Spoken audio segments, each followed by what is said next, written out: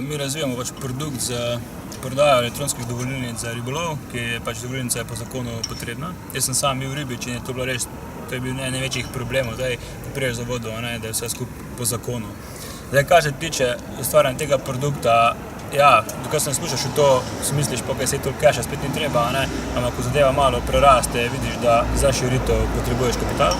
Tako da v Sloveniji je še neko šlo, smo bili že tudi predniki 5-2 in brez tega ne bi firma preživela prvih 2 let, to je dejstvo, še posebej ne, če si dejansko med pionirji določene branže in ta sredstva potrebuješ, ker da tega ne delaš 24/7, jaz mislim, da ne moreš uspeti. Če bi dobili investicijo, zakaj bi jo namenili? Oziroma, če boste dobili investicijo, zakaj jo boste namenili? Trenutno lahko rečem, ko jo bomo dobili, sem ful optimističen. Super. Dejansko bo šlo 3/4 sredstev za razširitev ekipe, za vstop na tujem trgu, torej da Slovenija je koliko ne je projekt že pokriva. Bomo pa začeli dejansko še takoj z vstopom, rečemo Avstrija, Nemčija, Italija, Hrvaška, Srbija. Imamo tudi z ljudmi dogovorjeno, bolj kot ne, ampak je problem, da je treba pač vseeno od nečesa živeti in ta denar bo šel večinoma za ekipo. Drug segment smo pa razdelili na 2 dela, nekaj bo še dodatno razvoj, večina od tega bo šlo pa vseeno še v marketing za naprej. Za tabo je v bistvu zelo uspešen nastop na demo dnevu. Si očitno navdušil in prepričal komisijo.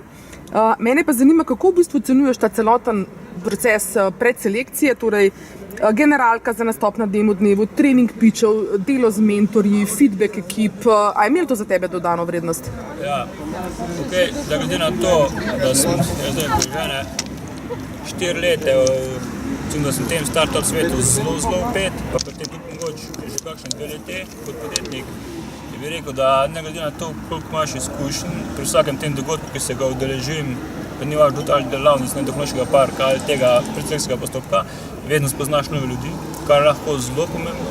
Dobiš veliko drugih vpogledov v tvojo situacijo, tvoj problem, tvojo rešitev in pa feedback, kaj ste narobe.